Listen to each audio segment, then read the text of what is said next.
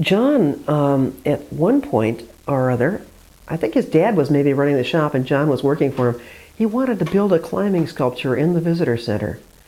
And I can't remember what we called it. Well, maybe we could just call it the climbing sculpture. It was just it was a chute up between two floors, and it had bars that went across between it, and kids could wiggle up. And it was like a ladder, but in 3 dimensions instead of just the flat ladder. And kids went wiggling up it, and it started a thought there about climbing, just about climbing.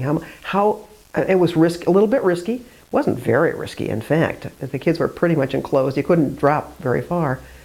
But it was that first baby step towards what became a big climbing sculpture when we moved.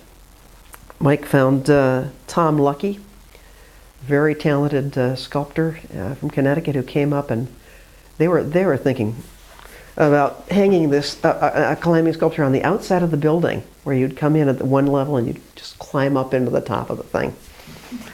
There became some technical problems with that, but it did come indoors, and it was splendid.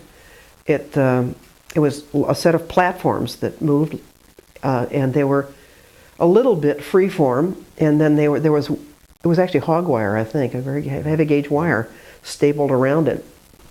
So kids, and the platforms had holes between them, and you could, again, wiggle yourself up and down. You could talk to your kids and see your kids as they were making this level. I think it was only one. Was it one? It was in the center of the front lobby. So I guess it was three floors worth of it. And you got in on the bottom and you came out on the top, or you stayed in and kept your mother and father from going home. Very successful, wonderful thing for kids to come into and to work off a little energy in. Tom went on to make them for children's museums all across the world. I got to work on several startups of children's museums. I went to Egypt to talk to them. I went to work in Mexico City. Went to Korea and saw many other children's museums, consulting with them over in my career. And one of the things that they all wanted to know about, some of them wouldn't do it, but many of them did. And later on, John built another one, and now there's yet a third one in the Boston Children's Museum. Tom built us one more, which is beautiful. It's just beautiful, and it's in this new one now that's just opened up, 2007, and it's a honey.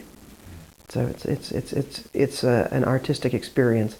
It's like floating potato chips, and you can crawl and look. You think you'll drop off, but you won't.